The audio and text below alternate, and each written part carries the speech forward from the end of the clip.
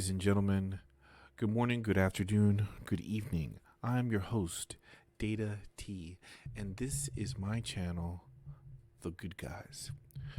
Guys, today's story comes out of Washington, D.C., the nation's capital, specifically Southeast D.C. If those of you know Southeast, you know this is a rough part of town.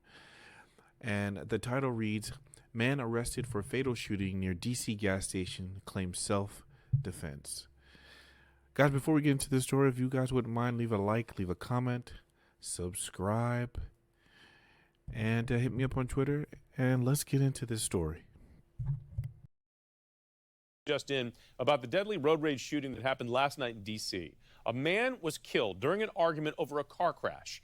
According to court documents that we just got a hold of, police say the guy punched the accused shooter before getting shot.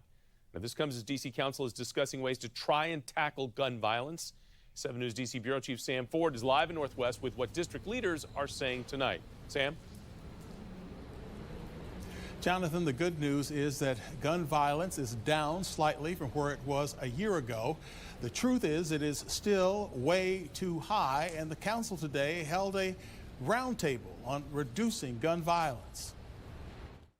Within hours of another fatal shooting in Southeast after a fender bender yesterday, An overwhelming majority of violent crime is committed by a small, identifiable number of individuals. the council's judiciary chairman today held a virtual roundtable on the city's gun violence reduction plan. The plan's author has studied D.C. Most of these shootings in many urban areas, but DC in particular, are retaliatory shootings. And that shootings beget shootings. The idea to intervene with arrest or counseling quickly enough with police or violence interrupters. Based on data as of this morning, citywide crime is 6% lower than last year, 10% lower in homicides. The acting director for public safety touted the good news, but also the bad. The 16 juvenile deaths double last year's. We have seen almost 100 juveniles shot this year, compared to 53 at this time last year. Yesterday's incident. Okay, let us tackle this issue. And before we get into more of what actually happened at this incident in Southeast, guys, DC is a hell house. It is a absolute travesty. It is full of crime, full of shooting. And let's just come out and say it. Majority of that area and majority of people that are doing this are black, period. It's end of discussion.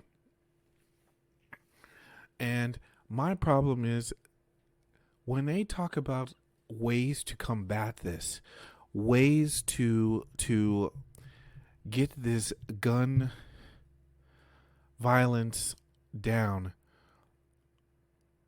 my opinion is it will never happen in this city.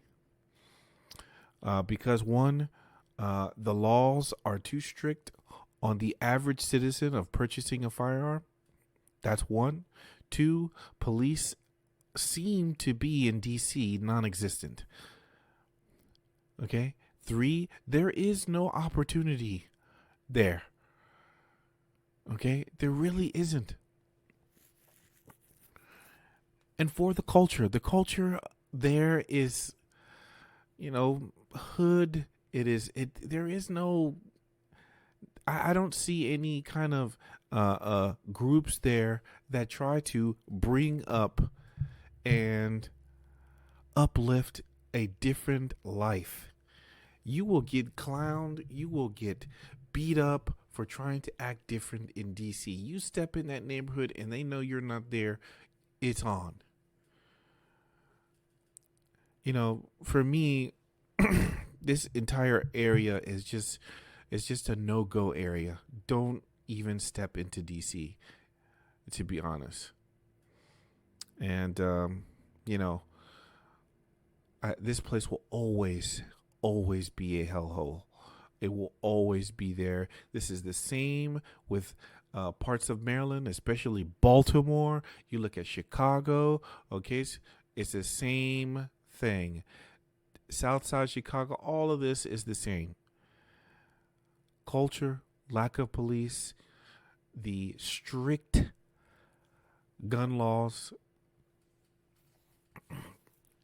and an unwillingness to change the culture, guys. It's just, this will never be fixed, in my opinion.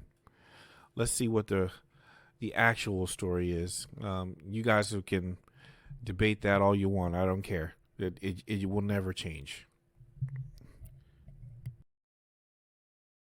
Incident involved adults. A man and woman had a fender bender on Good Hope Road. The woman's boyfriend showed up, according to court papers, started punching the driver of the other car, who shot him dead. An employee of the BP gas station said the woman ran trying to get their security guard to help. He declined.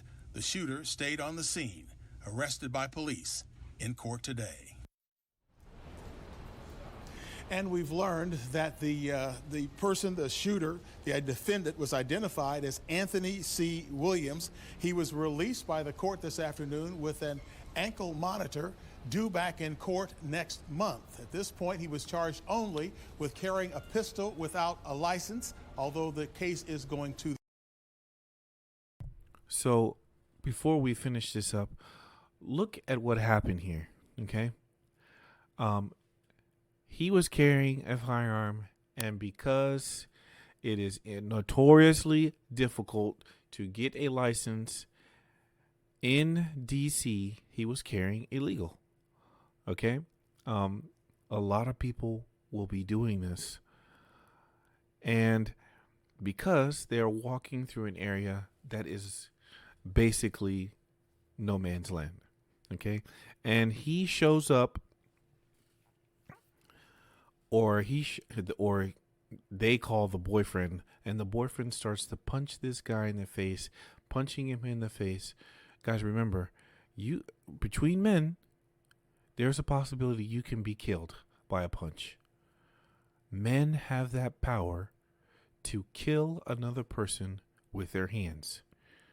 So, if he decides to use his firearm after he's being attacked and he is in fear of his life, he should be able to use that weapon. He should be able to shoot. And he did.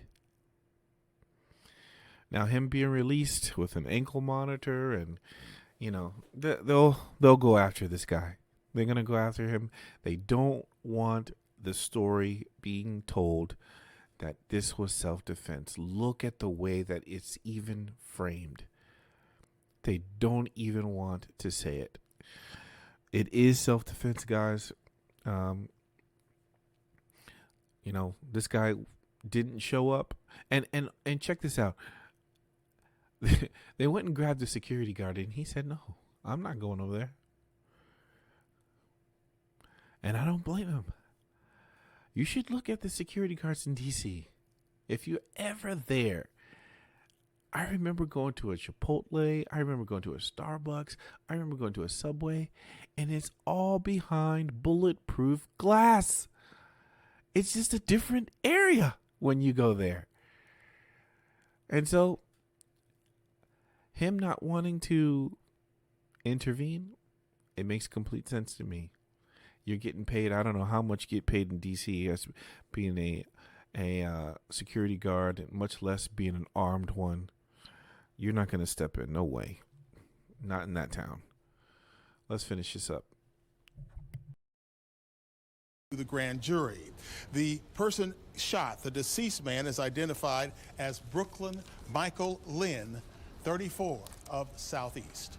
Reporting live from Northwest Washington, Sam Ford, 7 News. And there you guys have it. Guys, good guys have guns, right? Okay. And I remember reading an article. I think it was in the USCCA, okay? United States, so the Concealed Carry America. I don't know why I can never pronounce their letters there. But anyway, I remember reading an article where it talks about concealed carry holders, or people that carry firearms, are starting to carry them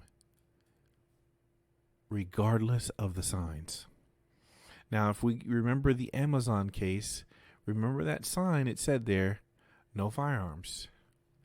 Okay? but it was brought up anyway. The guy had his firearm anyway. Okay? I think this will start to happen more and more, especially in these gun-free zones in these states that say no firearms.